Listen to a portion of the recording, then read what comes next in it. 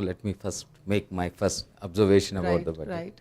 Mr. Mishra and Ishrat sir have been very kind in their observation about the impact the budget would have on real estate. But I'll be very forthright and say that it's been a major disappointment. It's in fact a letdown to the real estate industry.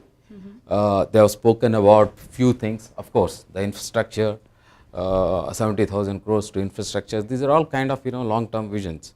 We are looking in the budget as to what we are going to get for this financial year to begin with. And the major letdown, there is no talk about anything to do with real estate in terms of easing out the regulatory regime or anything.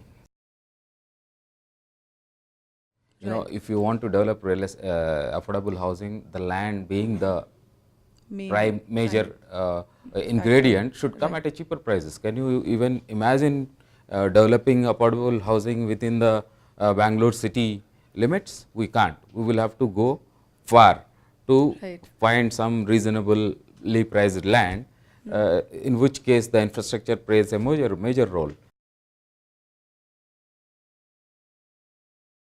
Guidance value, there is a section called 43C in the IT Act, which says, if the guidance value is 100 rupees, actual transaction happens at 80 rupees, I am still liable to pay the capital gains and the stamp duty registration also at 100 rupees.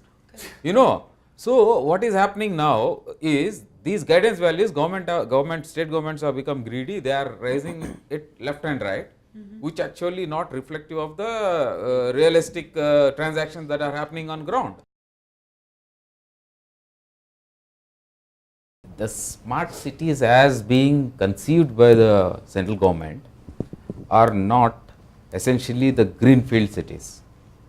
I think they are trying to derive a criteria of picking up 100 cities from the existing cities. So this is not a kind of clean board. You may have to probably work on the existing plans in terms of improvising and innovating them and bring into the concept of smart cities whatever government has in mind.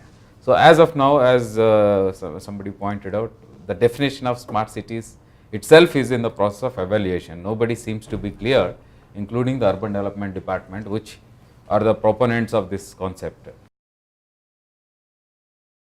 You're saying the kind of the benefits that government could have given to the consumers. Here I am talking about the benefits that could have come directly to the real estate, which in turn we are responsible. Trust us to pass it on to the consumers. We don't want to overprice simply because we wanted to see the sales volumes. If there are certain benefits that come to us, we would not hesitate to pass it on to the consumer.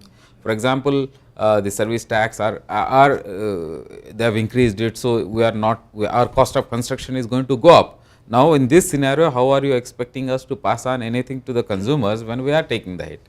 See, what I am saying is, if you give some kind of incentives to the real estate industry in terms of easing out on the regulatory policy framework, the approval process, in the guidance value, making land acquisition little easier, little cheaper. The more the private participation, the smoother the policy framework of government to facilitate that participation from the developers. See, the kind of magnitude what we are talking about, 2 crores, 4 crores, total 6 crores, is simply not possible by the government institutions, taken that the kind of capacities, the kind of manpower, the kind of resources they have. Definitely private participation would be the only way forward.